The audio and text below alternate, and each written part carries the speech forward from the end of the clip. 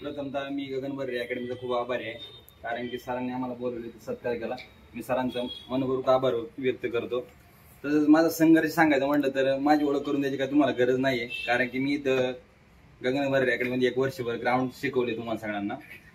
त्याच्यामुळं मी फक्त सरांबद्दल एकच सांगू शकतो, सर म्हणजे डिसिप्लिन आणि डिसिप्लिन आणि फक्त डिसिप्लिन. आणि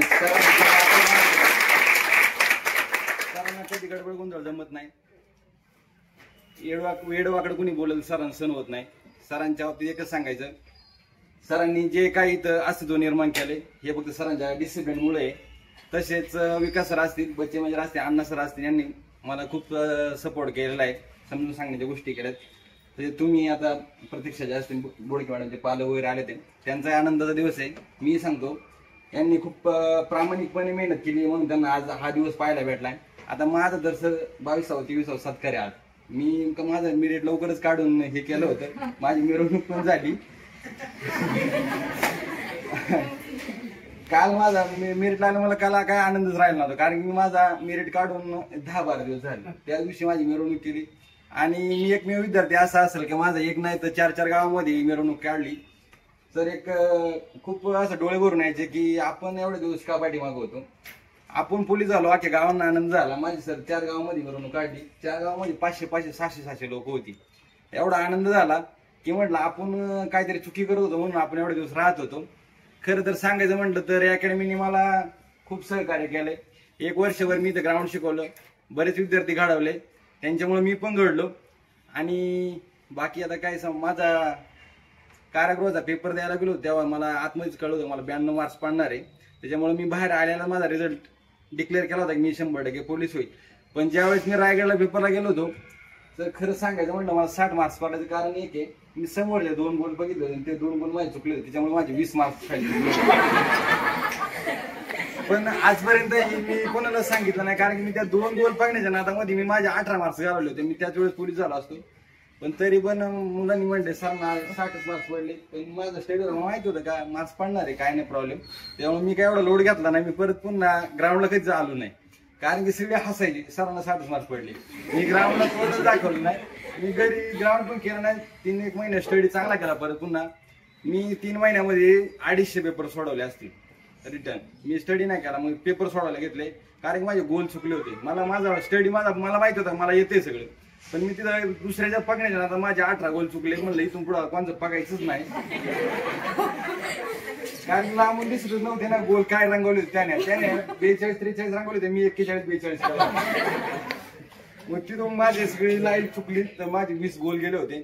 मला मार्क्स कमी पडले, मला गाडीच कळलं होतं मला मार्क्स कमी पडले. मुलं म्हणायची सर तुमचा रिझल्ट लागा. पण मला वैयक्तिक माहिती होतं की मी होणारच नाही, कारण की मला 60 मार्क्स पडणार आहे. त्यामुळे मी काही जास्त हे केलं नाही. आलो 3-4 महिने ग्राउंड केलंच नाही. हाय अशाच्या मध्ये गेलो ग्राउंडला, 41चं ग्राउंड पडलं. पण पेपर चांगला पडला, 130 टोटल झाली माझी. पण माझी कास्ट EWS होती, त्यामुळे मला माहित होतं की मी 100% टॉपर असणार आहे. आणि EWS मध्ये मला तसं 1 नंबरच मार्क्स पडले सर. माझ्या पाठीमागच्या मुलांना ग्राउंडची जास्त असल्यामुळे एक जण माझ्या वरती गेला, नाही तर मी माझ्या पेपरला 1 नंबरच मार्क्स टाकले.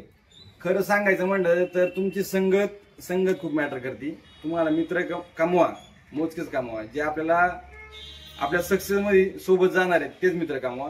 बाकीचा फापड बसारा सोबत ठेवू नका. सरांचं योग्य गायडन्स घ्या.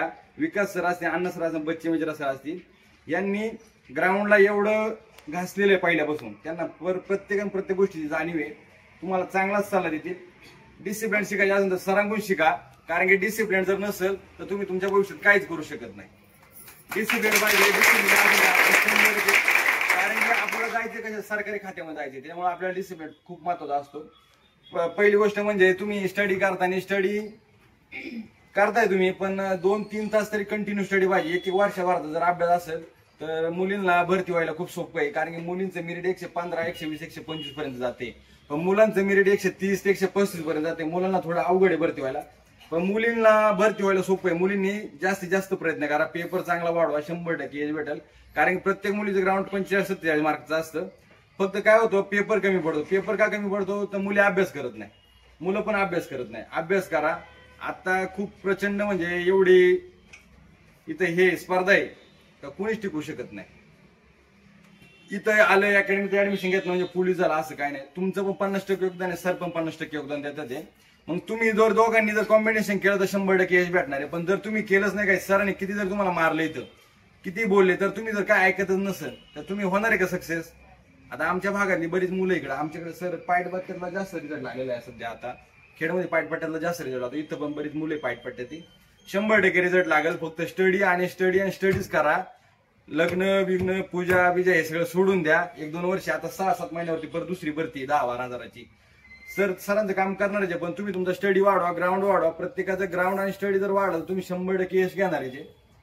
दुसरी गोष्ट काय नाही, आता एवढं बोलतो. धन्यवाद.